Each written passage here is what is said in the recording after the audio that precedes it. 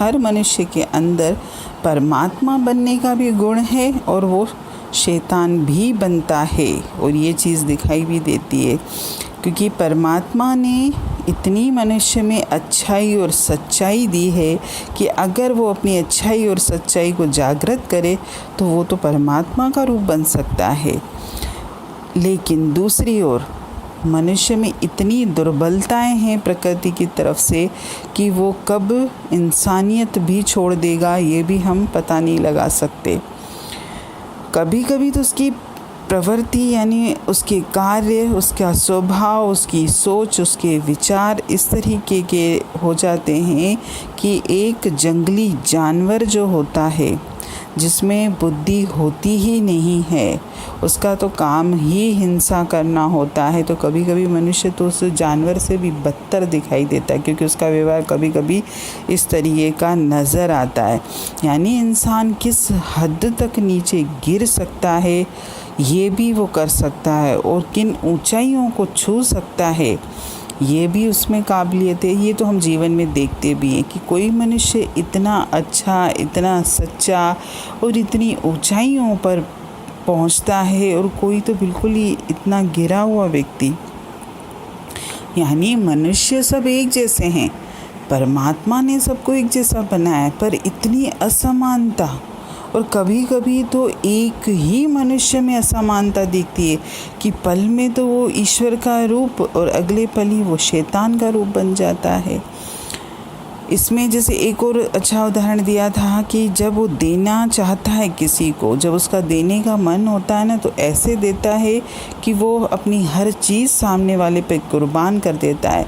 लेकिन जब वो देना नहीं चाहता ना, मतलब तो उसकी प्रवृत्ति ऐसी हो जाती है कि मरेगा लेकिन किसी को भी देगा नहीं। तो ये सारी जो खूबियाँ हैं ये सब अजीबोगरीब हैं। मनुष्य योनि के अलावा जितनी भी योनियाँ हैं दूसरी, उसमें अगर कोई व्यक्ति अच्छा है तो वो हमेशा अच्छा ही रहेगा।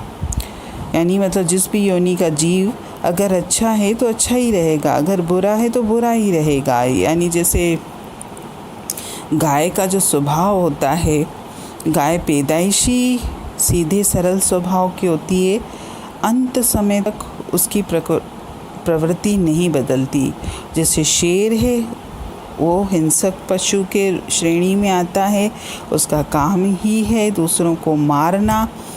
तो वो शेर चाहे आप कितना भी उसको प्रेम से डील कर लो, लेकिन वो उसका स्वभाव संस्कार यानी जो शेर वाला है कभी भी नहीं बदलेगा। मौका पड़ने पर वो तो आपको ही खा जाएगा। तो इसका कहने का ये तात्पर्य था कि जिस भी योनि में जो भी जीव हैं, जैसे भी परमात्मा ने उनको पैदा किया है वो हमेशा वैसे ही रहते हैं, लेकिन एक मनुष्य ही है जो पल पल में रंग बदलता है। लोग कहते हैं कि गिरगिट की तरह रंग बदलना, लेकिन मुझे तो लगता है कि गिरगिट भी एक समय के अनुसार उसका भी एक नियम होता है रंग बदलने का। मनुष्य का अगर तो कोई समय, कोई नियम ही नहीं है। एक पल में तो ऐसे लगता है कि वाकई क्या इंसान है, और वही इंसान किस हद तक नीचे गिर जाता है शायद हम उसकी कल्पना भी नहीं कर सकते। इसीलिए आज की जो वाणी थी उसमें पूरे में बहुत सारे उदाहरण देके के समझाया गया था कि कभी कभी तो वो किसी चीज़ को पाने के लिए या फिर किसी को कुछ देने के लिए अपने जीवन भी न्यौछावर कर देता है, लेकिन कहीं कहीं तो ऐसा है कि किसी को एक सुई तक नहीं देना चाहता। यानी हर इंसान के अंदर भगवान भी है और हैवान भी है। जब वो हमदर्दी पे उतरता है तो सामने वाले को तो निहाल कर देता है, लेकिन जब वो जालिम बन जाता है ना, तो सिर्फ एक नहीं न जाने कितनी हत्याएं करता है। कभी तो वो किसी एक छोटे से बच्चे को रोता हुआ नहीं देख सकता, मतलब किसी को दुख में भी नहीं देख सकता, क्योंकि ये चीज़ तो हम देखते भी हैं जीवन में कि अगर कोई व्यक्ति दुख में रोता भी है ना, तो किसी को देख के दूसरे व्यक्ति की आंखों में भी आंसू आ जाते हैं। भले वो उस दर्द से गुजरता नहीं है, लेकिन सामने वाले का दर्द ही उसको पीड़ा देता है। और कहीं तो सामने वाले को लोग रुलाने में भी देर नहीं करते।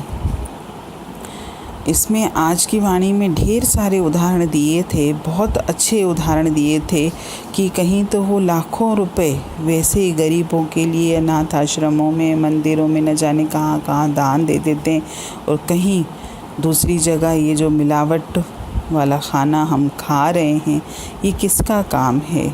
ये प्रकृति की तरफ से तो मिलावट नहीं हो रही, प्रकृति तो हमको शुद्ध देती है। ये इंसान ही है जो चंद पैसों के लिए लोगों के जीवन से खिलवाड़ करते हैं। यानी उस टाइम उनको ये भी नहीं लगता कि हम कुछ पैसे कमाने के लिए कितने लोगों की जान जंजाल में डाल रहे हैं।